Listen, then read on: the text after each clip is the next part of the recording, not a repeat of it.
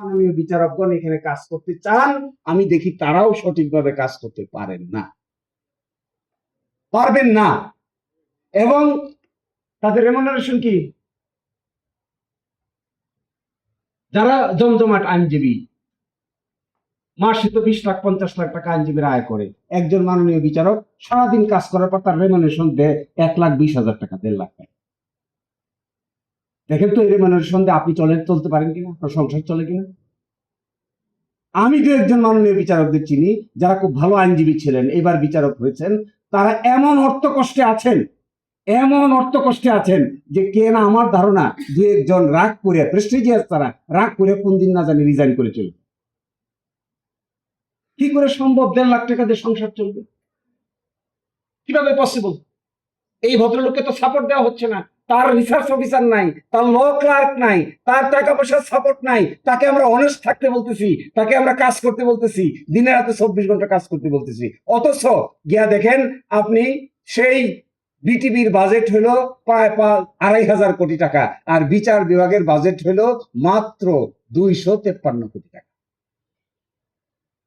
কি আশ্চর্য জগতে আমরা বসবাস করি। আমরাই আবার চেতনার কথা বলি, ওই চেতনার নাম জুলাই চেতনা, ওই চেতনার নাম মুক্তিযুদ্ধের চেতনা। কই এই চেতনা? এখানে এসে 500 কোটি টাকা বাজেট হয় না কেন? এই চেতনা এসে এখানে 1,000 কোটি টাকা বাজেট হয় না কেন? এখানে কেন সুপ্রিম কোর্টের মাননীয় বিচারপতিদের সঙ্গে আরো 3 জন করে ল অফিসার দেওয়ার জন্য যে লজিস্টিক লাগে, এটা আমরা দেই না কেন? দেই না। আবার কি কই? মামলা নিষ্পত্তি হয় না। করবি কি? কটা নিষ্পত্তি হয়? আজকালকার দিনে এটা হয়। কেউ যদি আমেরিকায় যাওয়ার সুযোগ হয়, নিশ্চয়ই অনেকের হয়েছে, আমেরিকান সুপ্রিম কোর্টে আগামী বছর 2027 সালের সেপ্টেম্বর মাসে কোন মামলা শুনানি হবে এটা এখন ফিক্স করা আছে। আর আমাদের দেশের সুপ্রিম কোর্টে আগামীকালকে কোনটা শুনানি হবে এটা আমরা আজকেও জানি। শুধুমাত্র 2-1টা কোর্ট ছাড়া, কোম্পানি কোর্ট সহ আর 2-1টা কোর্ট ছাড়া কোথাও কিন্তু কোনো স্লটিং সিস্টেম নাই। 2-1জন মাননীয় হাইকোর্টের বিচারকরা এই সিস্টেম করেছেন, ওনারা স্লট দিয়ে দিচ্ছেন, আপনার মামলা আগামী 23 তারিখ বিকাল 3টা থেকে 3:30 পর্যন্ত হবে, এরকম স্লট কোথাও কোথাও দিচ্ছে। বাকি তো স্লট নাই। মক্কেলরা এসে ঘুরে, প্রতিদিনই ঘুরে, স্যার আজকে দেখছি 2 নম্বর আইটেম, আজকে হয়ে যাবে। কেন আসছেন? আপনাকে তো বলি নাই। বলছে স্যার আজকে আসছি, আজকে 2 নম্বর আইটেম তো না হয়ে কোনো শেষই হবে। কোর্টে গিয়ে বসে থাকতে থাকতে দেখা গেছে 1 নম্বরে সারাদিন চলে গেছে, 2 নম্বর পর্যন্ত আর যাইতে হয়নি। হইতেছে না এগুলো? তো স্লটিং সিস্টেম নাই, মডার্নাইজেশন নাই, আধুনিক চিন্তা নাই, চেতনা নাই, আছে শুধু বিপ্লবের চেতনা। আরে ভাই, বিপ্লবের চেতনাতে বিচার হবে নাকি? বিপ্লবের চেতনাতে কতক্ষণ বিচার চালাইতে পারবে? চালাইতে তো পারবো না। বিপ্লব যখন করার, তখন তো হয়ে গেছে বিপ্লব। হওয়ার পর এটা ঠিক হবে কি করে? এটা সঠিক হবে কি করে? এটা লাইনের মধ্যে আসবে কি করে? এই নতুন কথা কে কে আলাপ করবে? কে পক্ষ বিপক্ষে বলবে? প্রতিবাদের কথা হলে প্রতিবাদ বলবে।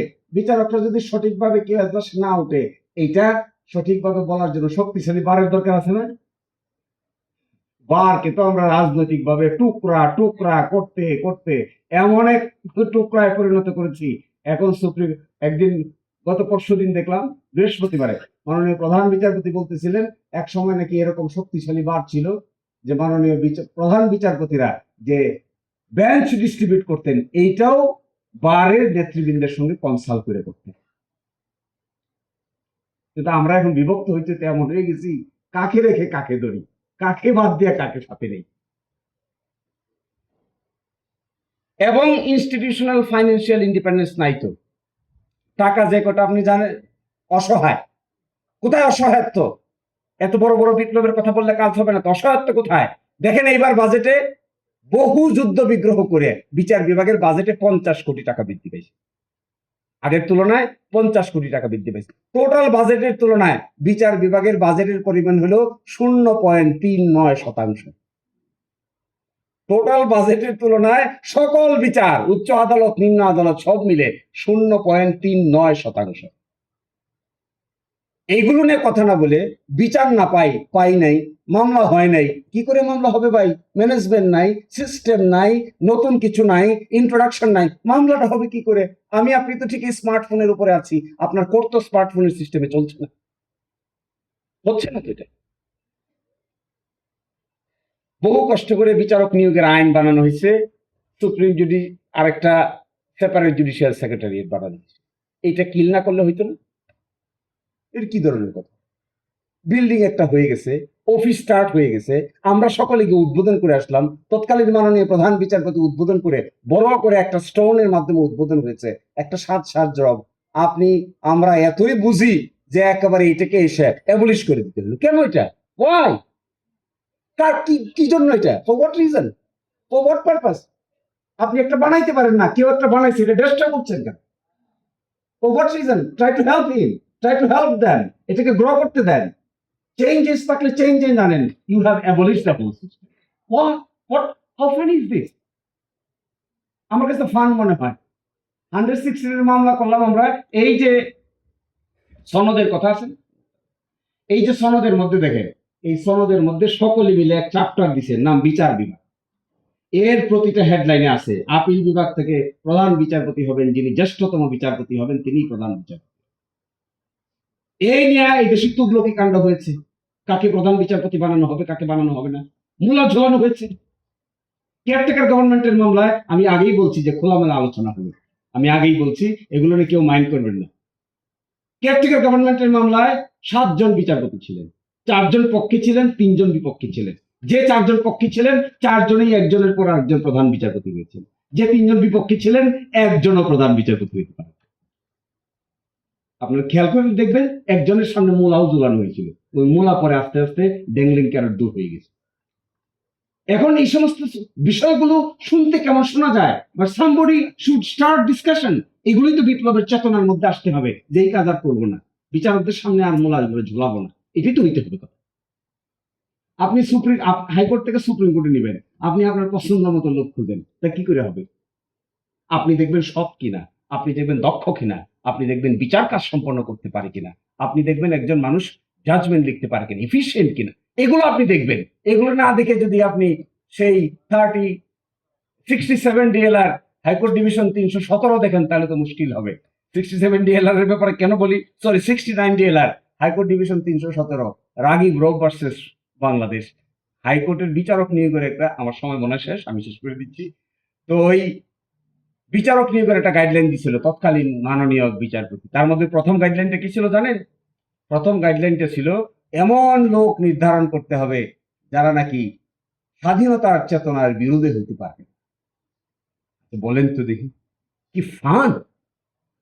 একটা highest court of a nation, after 56 years of independence, you are telling someone, একটা ইয়াং বয়, 40 বছর বয়সে বিচারক হয়ে যায়, 42 বছর বয়সে বিচারক হয়ে যায়, আপনি তার মধ্যে খুঁজতেছেন স্বাধীনতার চেতনার পক্ষে নাকি স্বাধীনতার চেতনার বিপক্ষে? আরে আপনি ভালো মানুষ পাবেন কোথায়? কোথায় পাবেন আপনি ভালো মানুষ?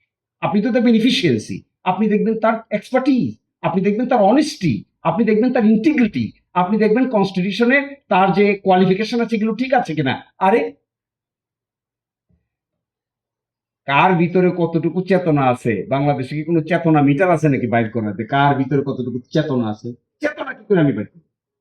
চেতনা তো আমি বাইর করতে পারবো না। আমি তো দেখবো তার আউটওয়ার্ড অ্যাপিয়ারেন্স, আমি দেখবো তার কোয়ালিফিকেশন, আমি দেখবো তার এফিসিয়েন্সি, ইন্টিগ্রিটি, এগুলো আমি দেখবো। কিন্তু আমি দেখবো চেতনা, তাহলে তো একটা মিটার বাইর করতে হবে যার নাম হবে চেতনা মিটার। এইগুলোতে এসে একটা আশার দিকে এখন আছে, সেটা হলো after July revolution people are ready to change. এইখানে হলো একটা hope, we are ready to change. Even drastic measure নিলেও আমার ধারণা বাংলাদেশের মানুষ সে ড্রাস্টিক মেজারটাই দেখতে চায়, যে চেঞ্জ। কি চেঞ্জ হয়ে গেছে? ঠিক আছে, আগামী কালকে থেকে অথবা 3 দিন পর থেকে আমাদের সুপ্রিম কোর্টে আর কোনো এলোমেলো কেস হবে না, সব স্লটিং। ক্রিমিনাল আপিল, অত নম্বর ক্রিমিনাল আপিল সেপ্টেম্বর মাসের 3 তারিখে শুনানি হবে, যাদের যাদের আছে রেডি হয়ে আসে। ডেথ রেফারেন্স নম্বর 26/2019, এটা শুনানি হবে আগামী রবিবারের এত তারিখ, অত নম্বর কোর্টে আপনি আসেন শুনানি, আপনার বক্তব্য দিয়ে আপনি চলে যান, রিটেন বক্তব্য দেন, রিটেন আপনার কথা বলে যান। দূর থেকে এসে শুধু আইনজীবীদের উপরে হাস করে আইনজীবীদেরকে বলেন যে রিটেন সাবমিশন ছাড়া আপনার কথা গ্রহণযোগ্য হবে না, you must submit written submission. এইভাবে এক্সটেম্পর বক্তৃতা দিয়ে গেলে বিচার কার্য সম্পন্ন করা যাচ্ছে না, তো পসিবল না। জাজমেন্ট রিচ হয় না, জাজমেন্টে রেফারেন্স নাই। জাজমেন্টে কেন রেফারেন্স থাকে না? কারণ আমরা আইনজীবীরা এইভাবে সাহায্য করতে পারি না, আমরা এক্সটেম্পর বক্তৃতা দিয়ে চলে যাচ্ছি। এক্সটেনশন বক্তব্যে যে তখন চলে যাচ্ছি, তখন এটা সমাধান হচ্ছে না। যখন আইনজীবীর সাবমিশন লিখতে যান জাজমেন্টে, তখন তো মেরিট পাওয়া যায় না, কারণ আইনজীবীর সাবমিশনের ভিতরে ওই জাজমেন্ট গুলো রেফার করে করে paragraph 1, paragraph 2, paragraph 3, paragraph 6, 7 quote করতে পারেন না জাজমেন্টে, কারণ কেউ ওইভাবে সাবমিট করে নাই। বিচারক সাহেব কি করবেন? তিনিই বা কতটুকু কতটুকু কতটুকু আবিষ্কার করবেন, নিজ থেকে কতটুকু আবিষ্কার করা সম্ভব? Very difficult job. এবং 2-4টে রিকমেন্ডেশনের কথা আমি বলে যাই, কেন হলো না বিচার বিভাগের স্বাধীনতা? উপর দিয়ে হেঁটেও কেন আমরা নেমে গেলাম? এর পিছনে কাজ হলো আমরা ব্যুরোক্রেসির কাছে হেরে গেছি। আমি তো